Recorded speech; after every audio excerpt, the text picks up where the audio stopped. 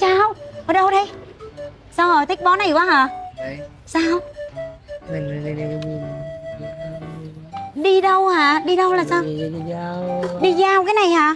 Bây giờ mắc đi giao cái này rồi. Cái này không phải của mình. Cái này khách đặt rồi. Đi giao giao nha. Đẹp quá hay sao, mê hả? Ôi ôi. Sao? Yeah, boy. Cái này hả? Lấy này hả? Trời ơi, Út mê món này luôn. Rồi Út nói là để lại cái này đi, đừng có đi giao. Trời ơi, món này mắc tiền nha. Chịu không? Mắc tiền nha. Ở đây lên nè. Rồi đi, nó nghe nè. Các bà mắc tiền lắm á. Mắc tiền. Sao rồi, lấy luôn hả Tết hả? Ây ôi, không được đâu, không được đâu.